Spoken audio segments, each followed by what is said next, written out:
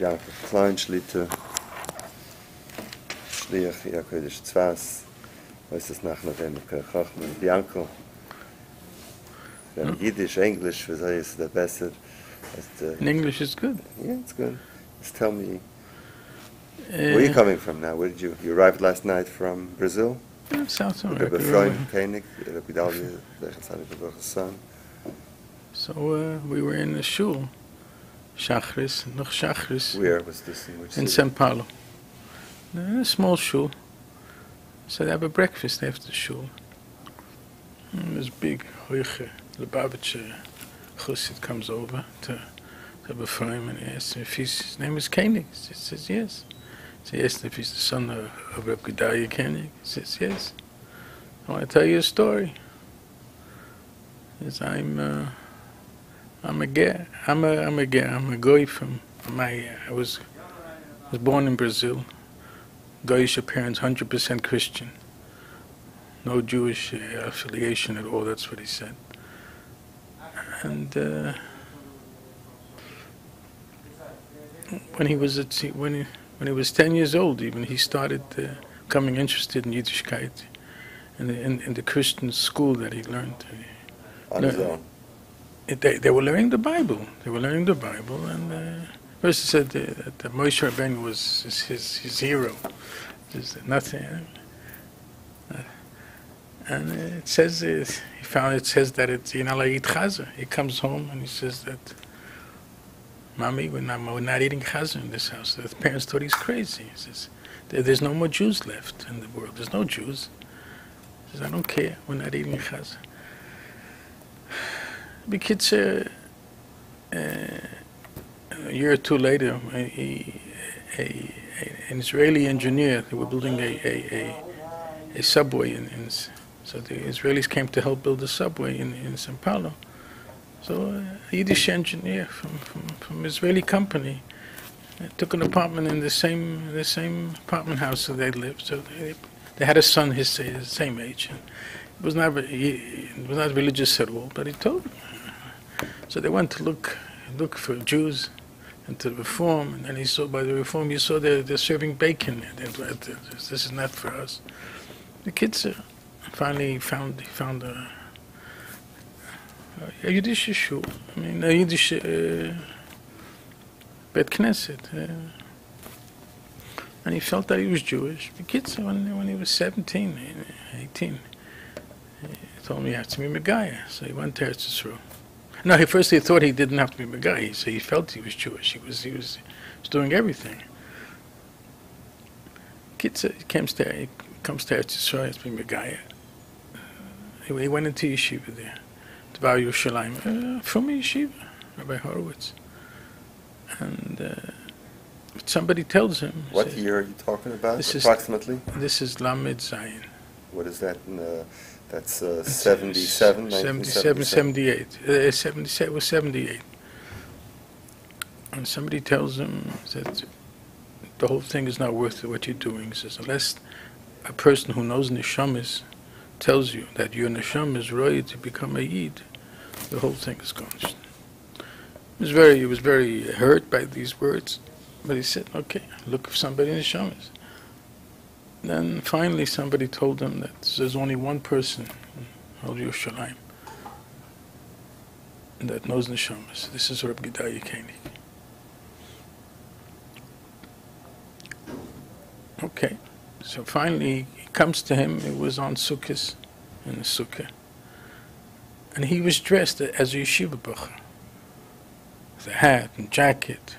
But he started already it takes a while in Israel. It takes a while to become a ger.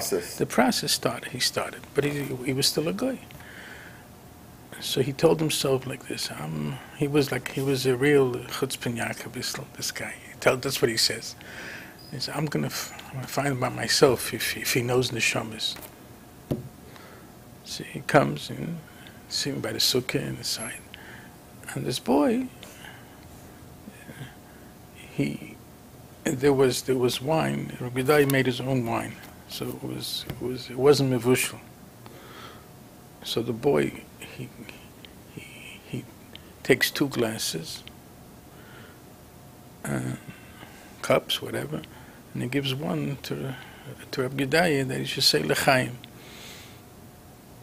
Rabbi Gedalia takes the wine and he spills it out under the table. And he tells him, you have to be begay yourself. Oh, says this. After he was there a while, he says, no, what name should I take? And they said she went into the house.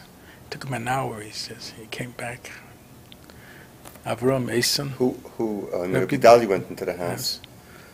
It took him an hour to be Misyashev to answer him. That's what he said. Uh-huh. Avram Eson, he says, that'll be your name. And then he helped him. He was with him almost 2 years. He wanted to make Geras through the Bezdin from Yerushalayim, but it didn't work out. Dai sent him, because he didn't want from the Rabbanut, didn't want after that. But himself, Dai said, go to the Rabbanut. At that time, Rabbi Yosef was the chief rabbi. So, where is he now today, the Yid? He's in Sao Paulo. He's a Lubavitch Rav. He's a Lubavitch Rav. He works mainly with in the suburbs of where the Yiddishkeit is very schwach in the suburbs of Sao Paulo. But a real full-fledged Lubavitch guy. Really, he couldn't. He's a guy. What's his name? Avram Eson Gloiber. He changed his Of family course, name. he changed everything. It's Gloiber. Wow. Maybe early 50s, something like that. Speaks a beautiful Ivrit. When he was telling the story and during the breakfast, there were people sitting next to him. Where was this taking place? Where did you? In the shul. They have breakfast after davening in the morning. Dort Mizrach Shul, a Sfadi Shul? It's a Sfadi shul, the old Sfadi shul. Sfadi shul. And so there were people sitting there, but a few people. There was one guy says, I've heard this story. So once he said that he's a son of Gedalia, and Ephraim is very... Oh, you were with Rabbi Ephraim Kenig, yeah. Ephraim was in the pictures. We brought in the pictures of Gedalia and Ephraim, and they're very similar.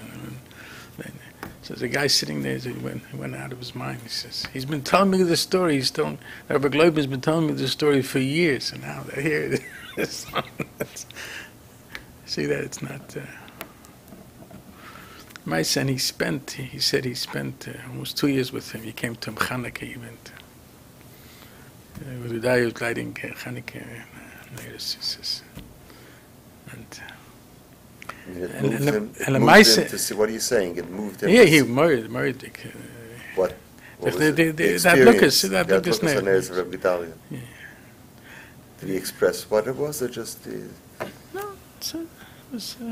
He felt the hilak. Lemaise, Gedalia sent him to Chabad because a ger has to find his place. He couldn't find his place. So he told him, go to Chabad in Lud. There's a lot of gerim there. Experience. You'll be able to have... He found his place. Found his place there.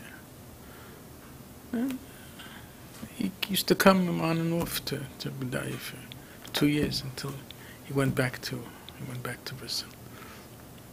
I think I married him, maybe. Mishpacha. That's the story. Shekayach Rabbi Yaakov.